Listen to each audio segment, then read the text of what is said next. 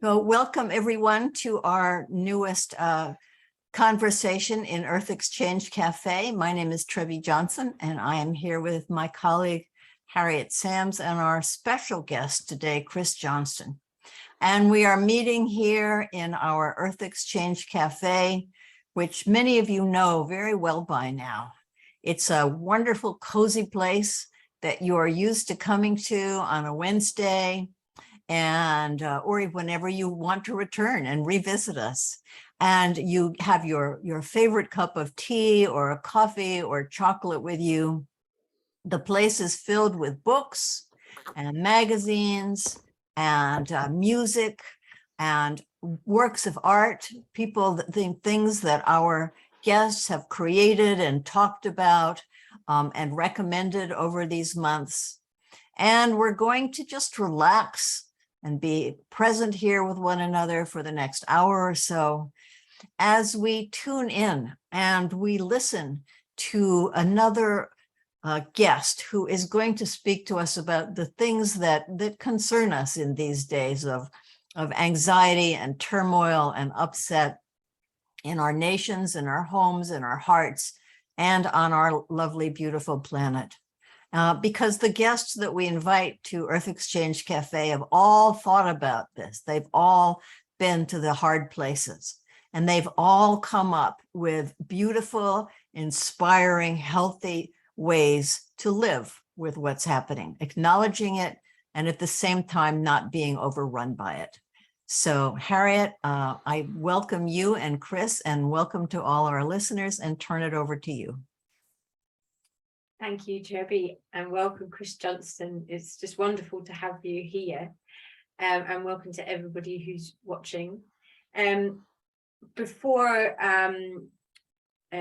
we get really into active hope and maybe some of the things that people already know about your work, it would be lovely for you to explain a little bit about where you are right now and what's brought you to come today to talk to us?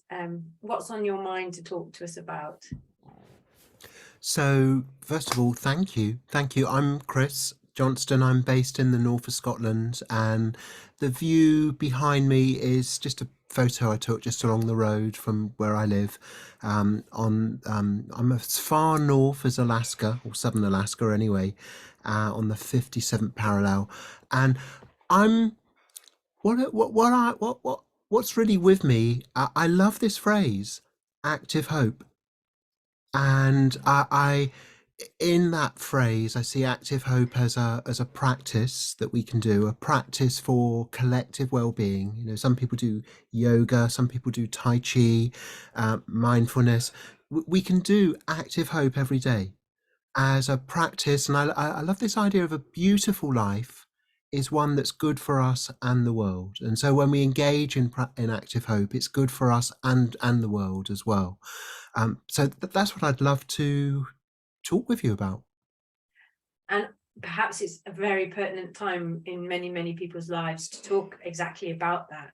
And as I said, some people listening will already know about your work with the book that you co-authored with Joanna Macy called Active Hope. And I'll have an idea of what exactly is active hope. But very, very briefly, would you explain, is it possible to explain what's hope, what's active hope, what's perhaps passive hope, and just get a little bit of idea of how then that can translate into things that just ordinary people can do right now on an everyday level? Sure. So the word hope has different meanings. One common use of the word hope is a feeling that things are going to go well. And I don't have that actually quite often. You know, I look at the news and my heart sinks at what I see happening. But there's a difference between being hopeful and hope inspired. And hope inspired, where hope is much more about what do I hope for? What do I desire? What of the many different ways the future can go? What's the version of the future that I choose to put myself behind? And so you can see there hope as more of a navigational coordinate. It's a direction that you want to move in from any starting point. Even the place of hopelessness, you can still have versions of the future that you prefer to happen, that you'd hope for. But also, it's one thing to have a sense of I hope for something, but it's another to really put ourselves behind that and look at how our actions can make that version of the future more likely to happen. And that's what I mean by active hope. And Joanna Macy and I, when we spent many hours talking, really holding the question, what helps us face concerns about our world and respond in a way that makes our hoped for version of what happens next more likely. And that's what led to the book. And so this idea of active hope, you can say, well, it's not so much something you have, it's more something you do. And even that term active hope, we defined it, I guess, as a 3-step process where you start from where you are, taking in what you face and how you feel.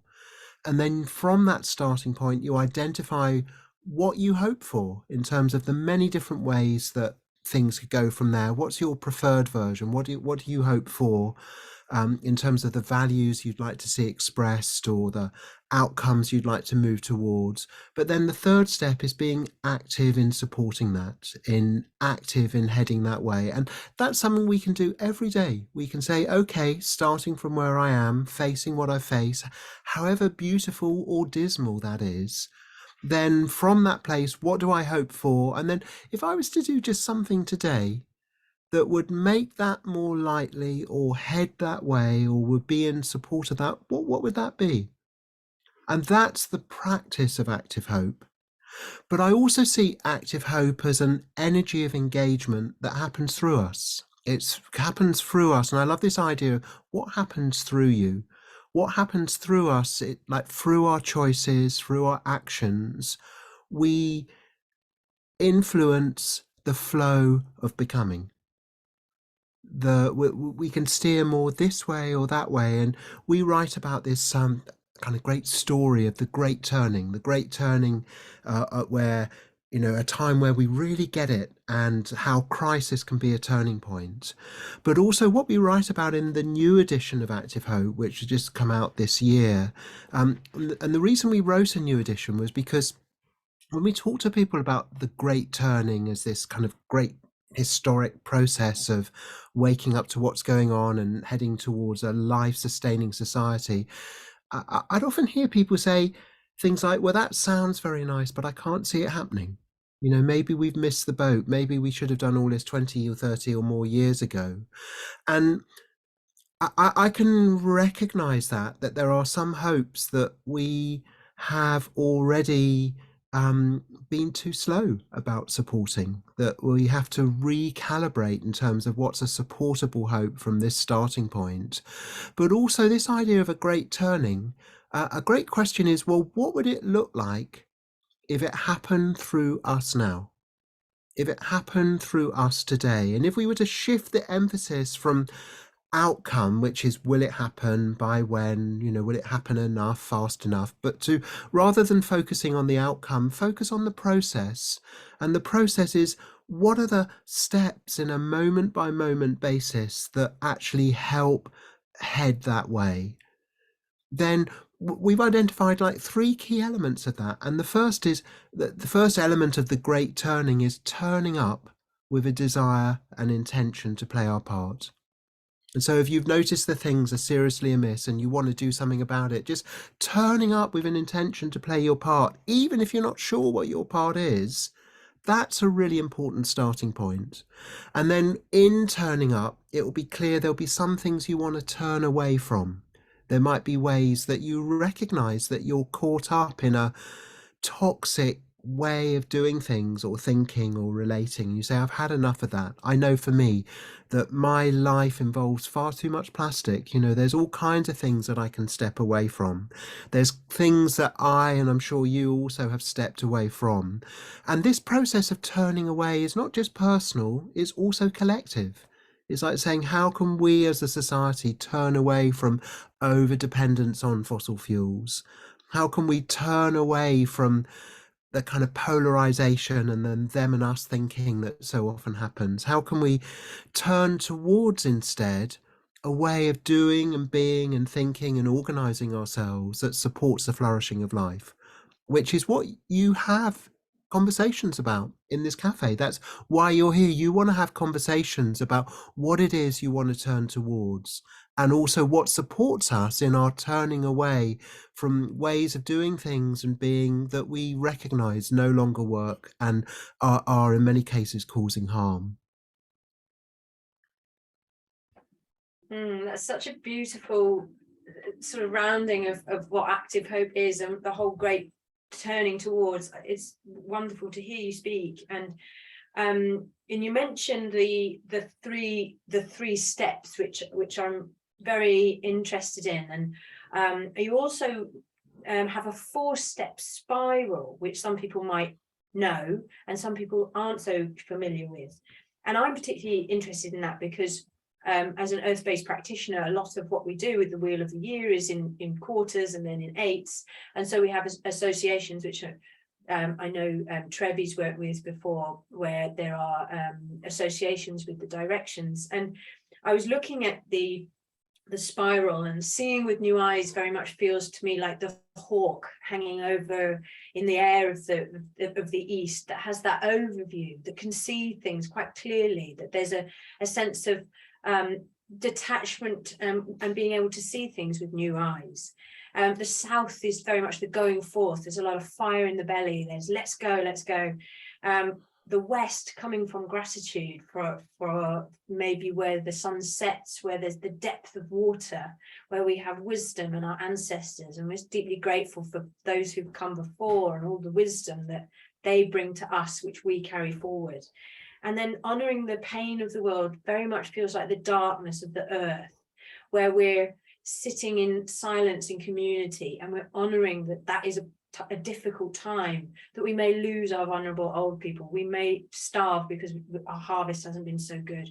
And that it feels to me like there's something very beautifully organically cyclical about that process. And I'd love it if you could maybe share a little bit more about how perhaps that manifests. How have you seen that happen in your own experience over time?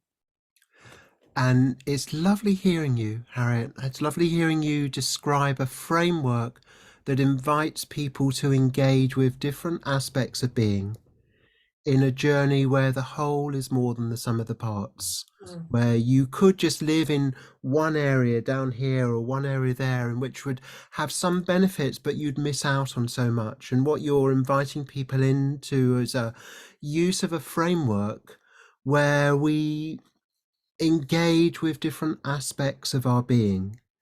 And I've learned about the spiral from Joanna, and Joanna Macy, who's 93 now, who has been my most important teacher, and I've learned from many people, as I'm sure you have too, and there are some people who just really stand out, and Joanna does for me. And I was lucky to start working with her in the late 1980s, and I came across her work in the mid 1980s and did a workshop at Glastonbury Festival in 1985 in a marquee.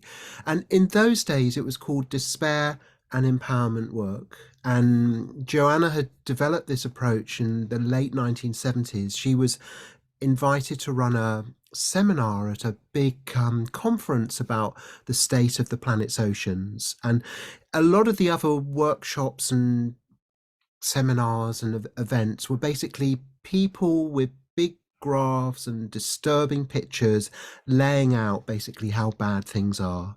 And what Joanna did was gather people together and open up a conversation where people could share, like, how is all of this leaving you feeling? Like, rather than me give you more facts and figures, some of which you're probably already familiar with, how's it land with you when you take in this stuff? And what she found, and I think it surprised perhaps her and certainly many people there, was that often these kinds of conversations where you kind of make room for the heart sink are avoided because there's a fear that somehow they'll pull us down and we'll get stuck in the dip. But actually what happened was the opposite. It was really liberating of energy, freeing of energy, and people felt excited afterwards because first of all they found that they weren't alone. Other people shared many of the concerns that they had. And so Joanna developed this as a workshop approach, despair and empowerment, and that's how it was when I first came across this work. And then it kind of moved through phases and became called deep ecology work for a time, which was really about feeling more deeply rooted in life as something that we belong to and a part of rather than something separate from, sort of out there. And then it was when Joanna Macy worked with Molly Young Brown and they wrote this book, Coming Back to Life, which was a kind of revision of Joanna's earlier book called Despair and Personal Power in the Nuclear Age, which had been complete breakthrough, life-changing book for me. But Coming Back to Life was where they set out this journey round a spiral involving four elements, and say a spiral because it's each time you go round it, you're not just repeating the same old things. It's different each time you go round it, a bit like a spiral that may be deepening, or like a bicycle wheel that's going somewhere.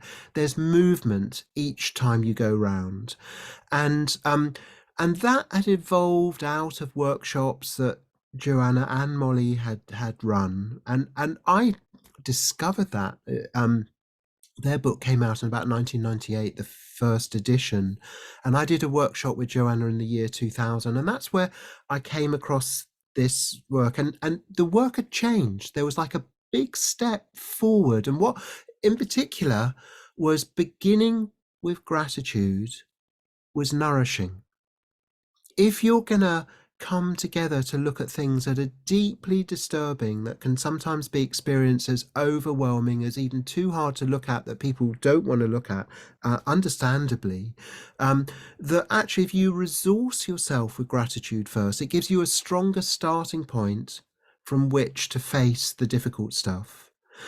Now, there's also research that shows that when people tap into gratitude, it actually increases their desire to give back to others. It increases a tendency to pro-social behavior. And what's really interesting about this is, and this has been known by many spiritual traditions, and I'm particularly drawing from North American Indian spiritual tradition, and the body of the work of the Haudenosaunee people, where gratitude and thanksgiving is really, it's like seen as a key thing for our survival. In fact, there was a group who went to present to the United Nations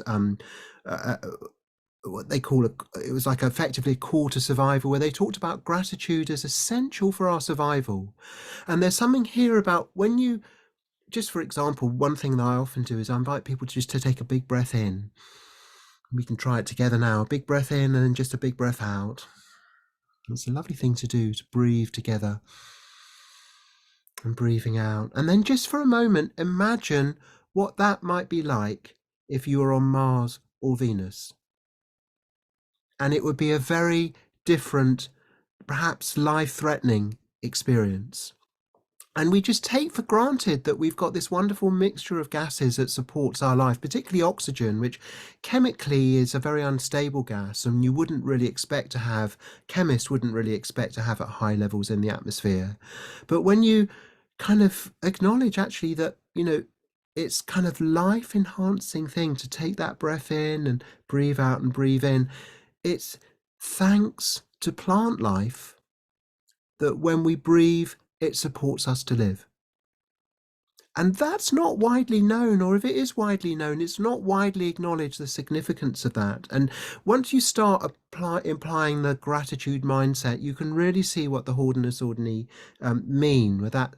Gratitude is essential for life, essential for our survival, because when you recognize how our life is supported by other life forms, we don't take them for granted so much.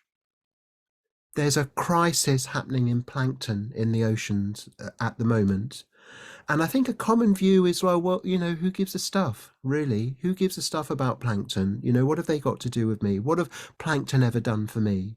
But actually, when we understand how interdependent we are, how plankton have been one of the major producers of oxygen that we breathe, the tiny little, microscopic life forms, that they're generators of oxygen, it becomes deeply relevant to us that they're going through a crisis right now.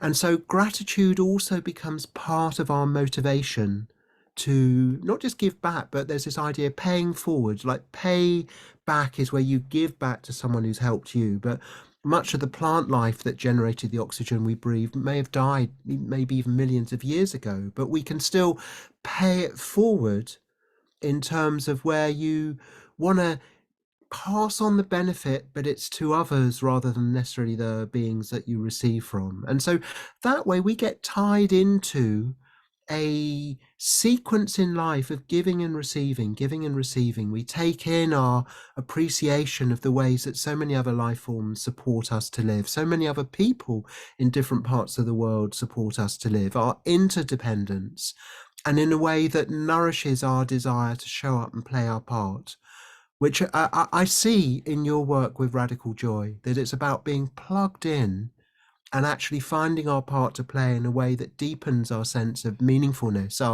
our experience of feeling that our lives are worthwhile. Anyway, so this is all around gratitude, and what I often like is the image of an iceberg, or there's a beautiful image that's drawn by Dory Midnight, an artist, of the four parts of the work that reconnects as a dandelion, and it's the roots of the dandelion are representing gratitude, or the image of a iceberg is that there's much more beneath the surface than you can see on top, and that's how I see gratitude. There's so much going on deep down and much more to unpack, and you could just stick with gratitude and spend a long time there, but also when you start feeling grateful to so much else, you also then become maybe more sensitized to the trauma and the tragedy occurring in our time, where so much of what you might love and appreciate and feel thankful towards is threatened. And so that leads into the next part of the spiral, the honoring our pain for the world. Is it okay, me just carrying on, just journeying around the spiral?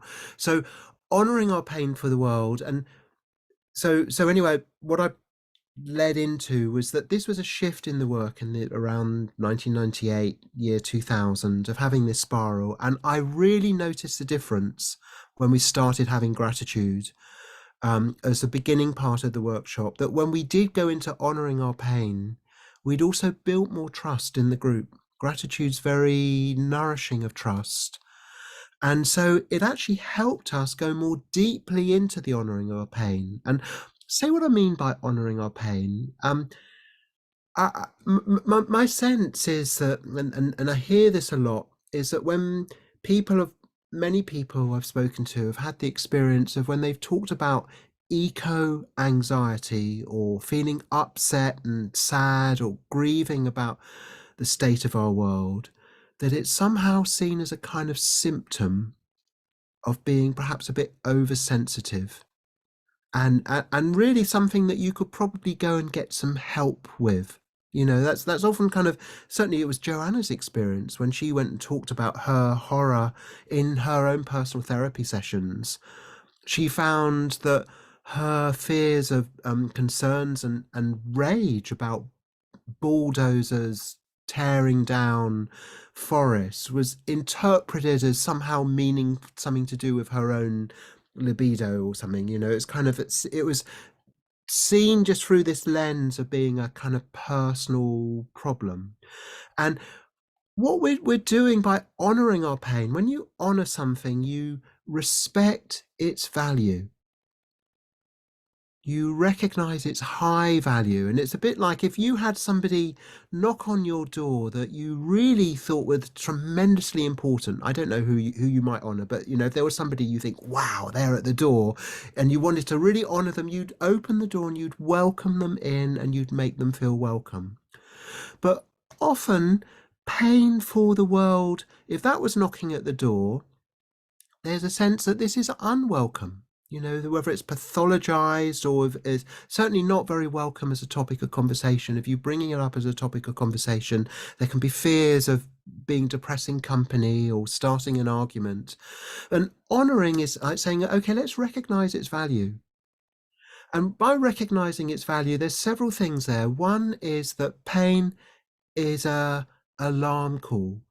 So we're thinking about pain. And an alarm call that if you put, say, a finger over a flame, you know, it hurts. And because it hurts, you pull your finger away pretty quickly. If you'd injected your finger with local anesthetic, you might be less concerned and less motivated to pull your finger away. So if we say, okay, this pain is telling us something important, but also there's a different understanding here, a different meaning we give to pain for the world, that if you find yourself struggling to sleep at night or feeling yourself feeling really sunk by a whole load of depressing news about the world, some kinds of feelings I think of as me feelings, but there's another kind of feelings that I think of as us feelings. And an example of the difference between me feelings and us feelings, like if you had a close family member who you love very much who was sick in hospital, you might be worried about them, but in a way that you can think of those as like feelings linked to your membership of a family. It's almost like the family is feeling through you in your concern, and it motivates you. It motivates family members to actually gather around that family person to kind of, you know, tend for them. And my background, I trained along the way as a family therapist and used to run a family clinic. And this idea of families feel through their members in a way that you can kind of look at the family as a larger whole. What if we were to see ourselves as kind of like a evolving nerve system of our world, that our world was feeling through us when we felt upset about what was going on? And if that was the case, then it would be deeply important that those feelings were somehow acknowledged and received rather than being blocked. That if there's to be a activating of a response. So this is a different way of thinking about pain for the world, actually saying that it carries a message, but it also carries an energy that can activate us, that when we feel, there's a lovely term, inspirational dissatisfaction. Inspirational dissatisfaction is when you're so dissatisfied by something that it inspires you to do something about it. And so we're making room here for ourselves to be appropriately shaken and stirred in a way where we're stirred to do something and find and play our part. And there's a whole load of practices in this work that reconnects, and we describe also in our book Active Hope, the ways of being with our disturbance in a ways where we're perhaps less overwhelmed by it, but also more activated by it. How's this sounding so far? Oh, yes, it's beautiful, and I can feel the tendrils of the Rad Joy practice coming in at this very point. Trebbe, I wonder what your thoughts are. Yeah, I remember when I discovered Joanna Macy's work, and I had already been thinking about this question of how do you make beauty for hurt places. I'd been thinking about it for maybe 3 or 4 or 5 years. And I was in a train station at a Quaker retreat center in Philadelphia, and I pulled this article out of they had a box with different articles in it. I pulled this article out, and it was on despair and empowerment. And I remember thinking, oh my goodness, this person is answering questions I didn't even know I had. And so so her work And now you're in her combined work and Joanna's and Molly's work. It's been very, very important to Radical Joy for Hard Times, because we too start out with going to these hurt places, that you have to go there, and you have to start with that. You can't sneak in the back door and say, well, I'm going to make beauty, but I'm not going to feel this right away or feel it as intensely. So yes, and I've been very honored since then to meet Joanna and get to know her, and I just can't imagine how Radical Joy for Hard Times would have proceeded without that inspiration. It was so important. I feel really alongside you, and also having that sense of discovery, but also recognition. When you first came across Joanna Macy's work, there was a sense of, aha, the sense of kind of like, what I experienced was Joanna was saying what I was feeling, but also taking it some steps further in a way that really helped me join some dots and make some things clearer. And it's like, yes, real. And it was also experiencing the workshop a number of times, but I remember there was one particular workshop, and with Pat Fleming, Helen Soroda, this was in the late 1980s, where it kind of it was just one of those, I call it a shift point. A shift point is where you can have beginning of a day or beginning of a weekend and the end of the weekend, and it's like somehow you've changed in a very important way. And that was my experience of that work, and particularly this honoring our grief, really being with the grief, and that you can bring flowers to a grave, but what causes you to bring those flowers is the fact that you've really experienced the loss, and that there's something about how do you be with the pain of loss and bring beauty to that, and there's a larger story. That I love this term, a transformative dip. A transformative dip is where I kind of really go into the dip, but in a way that changes me, strengthens me, transforms me. And that has been my experience of this work. It's so fascinating. And I too, I'm trying to remember when I first heard about it, but it was also transformative. It just felt like such an important framework for something that, as you both reflected, was already somewhere in my consciousness, and it really did give such meaning and structure to it. And talking a little bit about that before we talk to you about your book that's been out in the UK for a while. You mentioned. And sorry, got two more steps of the spiral as well to weave in. Let's go for that first, and then we can maybe talk about the 7 ways of building resilience, if that's okay. So I see the first 2 parts of this spiral. And by the way, this spiral is something you can do as a practice in a day. You can do as a practice in like 5 or 10 minutes. You can also do over a month-long intensive workshop. But what I find so helpful about it is when I'm facing what's going on in the world. And by the way, the subtitle of the new edition of Active Hope is How to Face the Mess We're In with Unexpected Resilience and Creative Power. And I really love that. And that's really what this is about. When you're facing disturbing information about the world, is like, how do we face the mess we're in with unexpected resilience and creative power? And unexpected resilience is around that idea of, sometimes we can surprise ourselves. Maybe I can surprise myself, maybe we can surprise ourselves. What would that look like?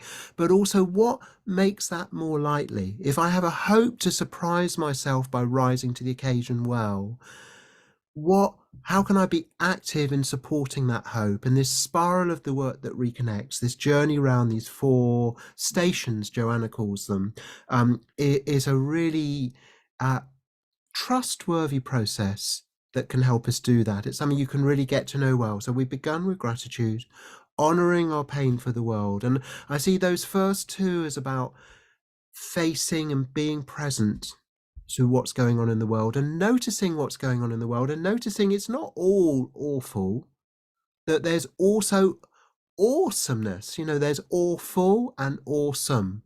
There's both beauty and there's tragedy. So that's the gratitude about appreciation, the honoring the pain, about really acknowledging the horror. But when facing those, you come up with the question, well, what can I do about that? And very common, people can feel underpowered to respond. The Mental Health Foundation did a big survey of how people feel about the state of the world, and the commonest response was powerlessness. The sense of like, well, I'd love to do something, but I can't. So what's the point of even trying?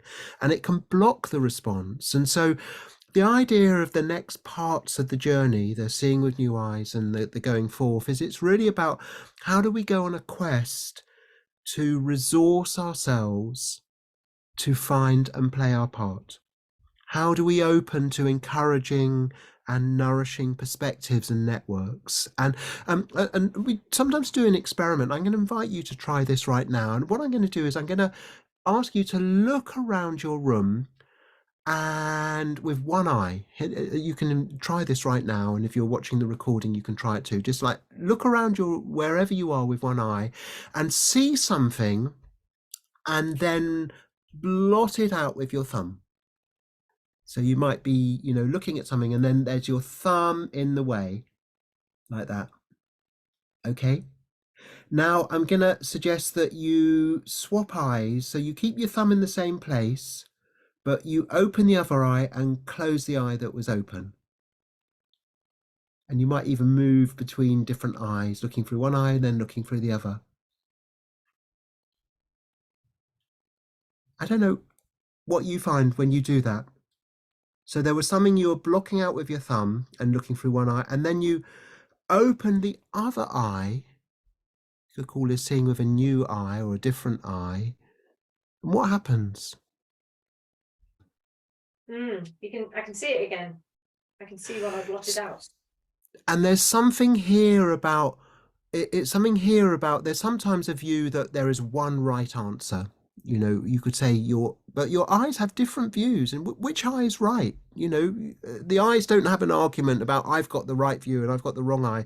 But there's something here in this simple experiment that when you shift from one eye to the other, you could have something that's blotted out in one view and revealed in another.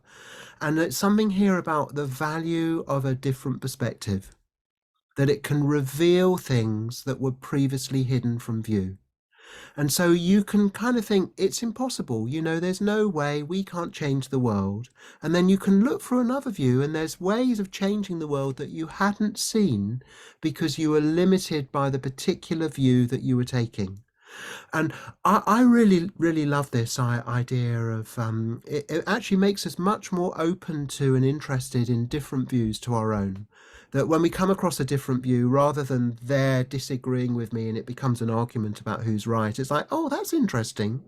Maybe they're seeing something that I can't see. Tell me more. Be really interested in that. But something goes even more with this experiment. So you can do the thumb thing where you look from one eye and then you look for another. But then if you look through both eyes together, I don't know if you try that.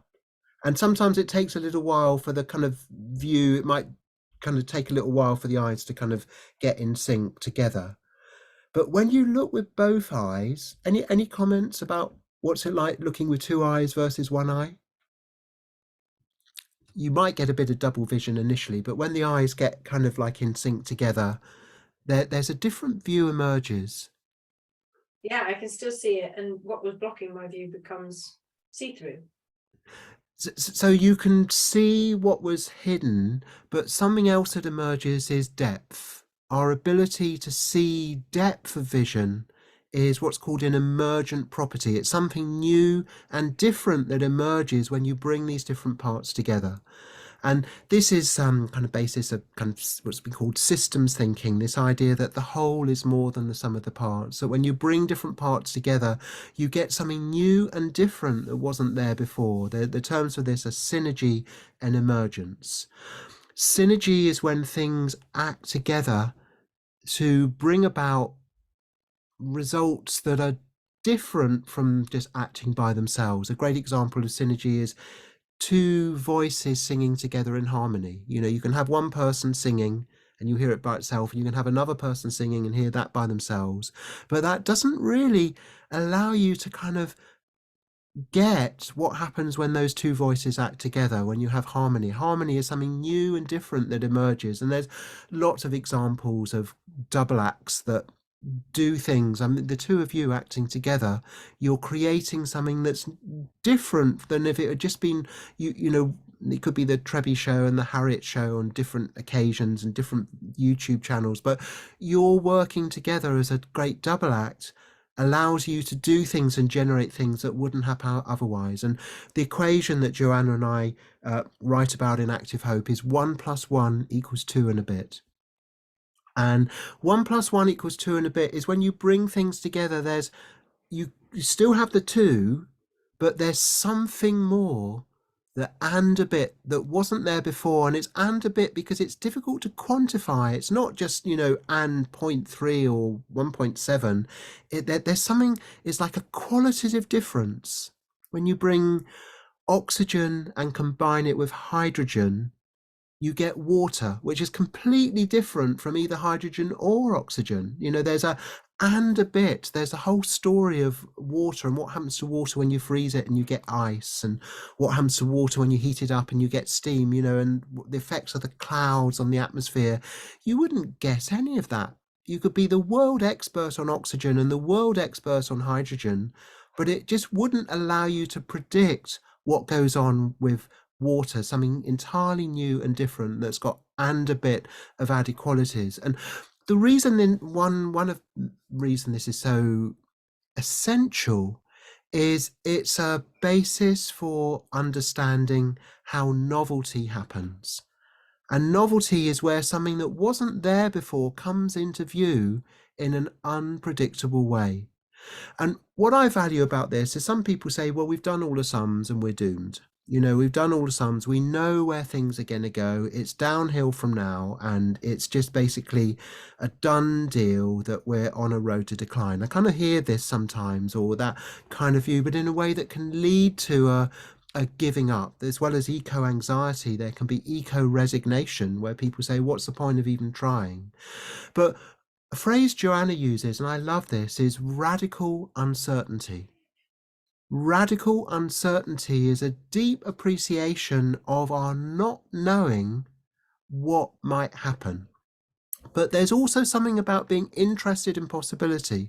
And this is really the basis of Active Hope, because you can hold up your hand like that and you can say, what's the best that can happen? You know, what would you put your thumbs up? What's the best that can happen, even from a very depressing starting point?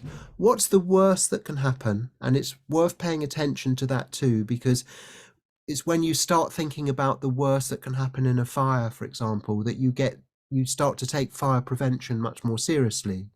That thinking about the worst happen, that's about risk awareness. But thinking about the best that can happen, that's about hope awareness. Saying, what do I really hope for? What's the best that can happen for here? For me, I really hope that we can have a mass, wide scale, rapid shift in consciousness where we really get it that we are deeply part of our world and that we can play a role in its protection and survival. And that actually that becomes the prime directive of our lives, the most important thing. It's like, you know, that's success. If I can do something in a day that contributes towards the flourishing of life, I'm doing okay. Now, if that happened, and it's not impossible, it could happen. It you know, certainly there's loads of things in its way. It may not be likely, but do I hope it will happen? You bet. And I hope it will happen so much that I'm prepared to be active in support of that. So the seeing with new eyes is about recognizing that when you move from one eye to the other, you can reveal things that were previously hidden from view. And when you can look with more than one perspective, you can open to a depth of vision where you can see a kind of have a fuller appreciation of possibility. And it's not just two eyes. So seeing with new eyes, and seeing with new eyes is also opening to wisdom traditions that have been around for a long, long time that aren't new. Sometimes people talk about this as we're seeing with new and ancient eyes. it's about opening to perspectives that encourage and empower us.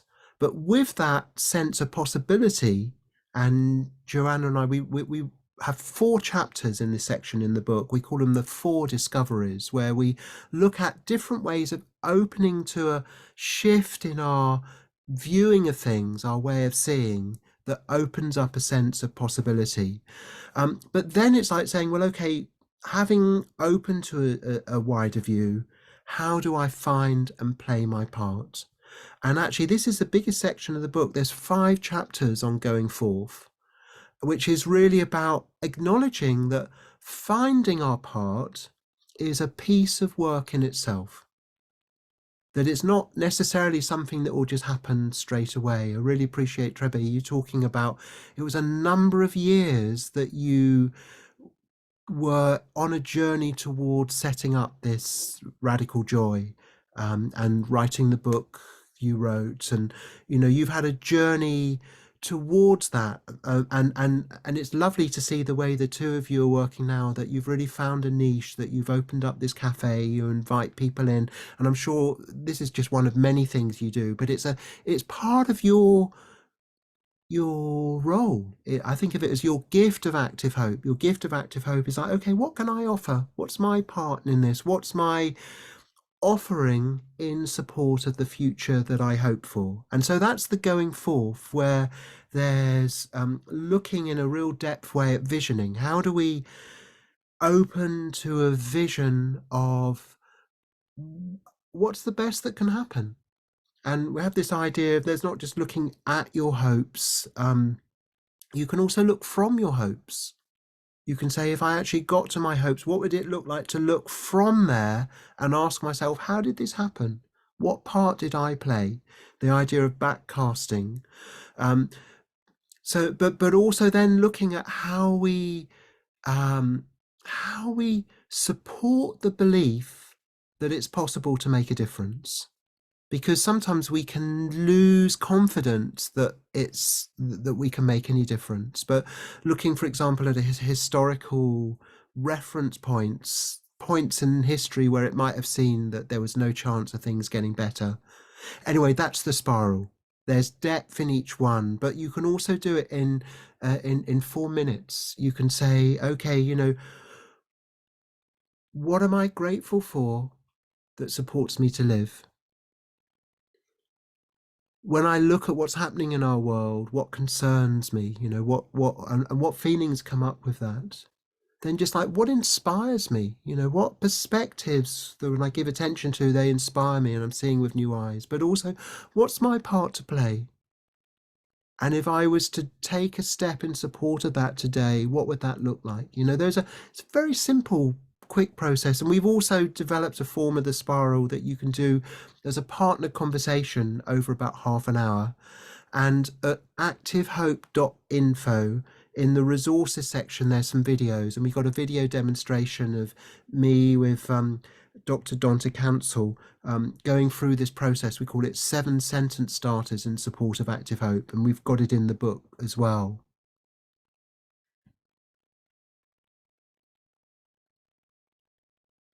Thank you. I'm just typing that into to the Facebook so that people have that as well as a resource, because what you're talking about is so rich and so deep, and I appreciate that we've got just barely 10 minutes left, and I'm sure the 5 chapters could be explored in much depth, so just putting that there for people. And thank you so much for explaining all of that and giving that quite incredible, simple reminder of how to look at the world differently. I stand on my table to remind myself to look at the world differently. Is that Walt Whitman? Was it he said something about standing on his rooftop? And it's really very, very rich. And my query was about when honoring for the pain for the world becomes quite overwhelming. For me, that's really pertinent right now, where we've really come through COVID. Many people have lost in many ways loved ones or ways of life. The economies are very fragile, They can be maybe feel so much pain, and where that has a space for beauty. And what do we do when all that we can do is just rearrange some trash that we find on a broken landscape, and how that may feel for somebody who's maybe going through the spiral. Yes, really important point. And sometimes it just feels too hot. It feels too much. And so active hope is like, well, do you hope to find a better way of being with this? And how can you be active in support of that hope? And so then it's like saying, well, I like this idea of active hope training. Active hope training, and another term I use is project active hope. Project active hope is when you take on something and it's a bigger thing than you can do in an afternoon. You might say, okay, I'm going to take this on as a project. And I think just acknowledging that our world is ravaged, we are living during a time of mass extinction, but also mass horrible suffering. The amount of money that's spent on weaponry in our world, and what could happen if that was spent on so many of the issues that we face. It's hideous, so much of what's happening. And so what I'd say is, don't be surprised if you feel your heart broken. I just say thank you for caring so much that it hurts. But also, when it hurts, it's like holding the question, okay, how can I be with this? Because shutting down is one of the things that happens with burnout. You get emotional deadening. And if we stop caring, if we shut down, I remember I trained as a medical doctor, and a surgeon I worked with, he once said to me, he said, Chris, I remember the day that I stopped caring. And that was his survival strategy, because he had severe burnout. It was just been too much, and that can be something that happens. And so we're recognizing, okay, we need to be kind of tender with ourselves. And so I'd say, when it feels too much, come back to the spiral and spend a bit more time on the gratitude. And with gratitude, maybe say, thank me for noticing that things are so out of sorts. That's why it hurts, is because I've opened my eyes and that I've noticed. Thank goodness. Okay, I'm going to thank myself for showing up and opening my eyes, but I'm also recognizing this feels too hot for me just now. So I'm going to take it on as a project active hope. And part of that project is, when something feels too difficult, I recognize, there's a term, the growth mindset. The growth mindset is whenever you think, I can't do this, you just add the word yet. I can't do this feeling pain for the world. It's too much for me yet. But when you add the word yet, it's like you're recognizing maybe there's a journey to be had of finding something that helps. So active hope training is like saying, okay, well, how do I train myself to be able to really do this 3-step thing of start from where I am, feeling what I feel, facing what I face, and then identify my hopes, and then take steps that way. Sometimes it's too much, even the first step of looking. I just, it feels too much. I don't feel ready for that. So, okay, active hope training, I'm going to train myself, and I'm going to look at what helps hold me so that I can sustain the gaze. And there's a whole load of things that help. So number one is like, what's the story I tell myself? Do I say this is a symptom of depression, or do I say, thank goodness I've noticed this is the earth feeling through me? They're different stories we can tell, but one of them leaves us feeling somehow that we've got a problem to be solved, and another recognize that we collectively have a problem to be solved. It's not just a personal thing, but actually it's an us feeling rather than just a me feeling. And that's what sorry to interrupt you, but we're almost out of time. The active hope that you write about, what to me is so valuable about it is that it's not only hope that something will happen in the world, something that will happen outside of myself, but it's saying, what do I hope for myself? How do I hope that I can contribute? And I think that's the essential difference for how most of us think of hope. Fantastic. Thank you, Trebbe. And there's something here about there's different types of change making. You know, one is making a difference, but another is supporting our capacity to make a difference. And that includes the inner work, includes the training ourselves, includes looking at how we are with our pain. And I think the other thing that really helps is there's a lovely saying in recovery groups. They say, I can't, we can. And it's recognizing some problems that they're much bigger than we are, and we need reinforcements, that they're hard to face in isolation. But when we join with others and recognize that it's not just us, that lots of other people feel this too, that it's a shared experience, but then we can also look at, just as some communities all throughout the world, when they have times of great loss, they might have community grieving processes that as a way of being with their loss, but also in a way that it can be transformed.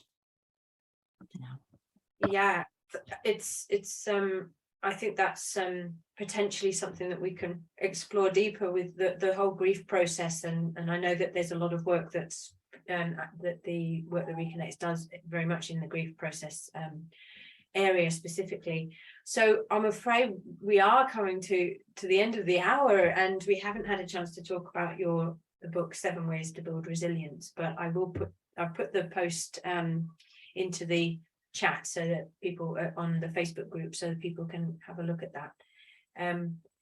Just to thank you. And Trebbe, do you have any final thought or question that you'd like to ask? I just really recommend the book because this is a book and it's a course of paying attention to the world that really can really some books change your life when you read them, and then that's nice, you move on, but this is work that really can completely alter how you feel about your place in the world. So, and I thank you, Harriet, for leading the discussion, and Chris, and I hope that everyone will join us on the 23rd of November. We have a wonderful artist and calligrapher and poet and lover of the forest. Her name's Evgenia Emitz, and she'll be with us here on the 23rd of November. And now, as we prepare to leave our Café for this month, our conversation with Chris will be on Facebook, on our Radical Joy for Hard Times page, and starting tomorrow will also be on our website, radicaljoy.org.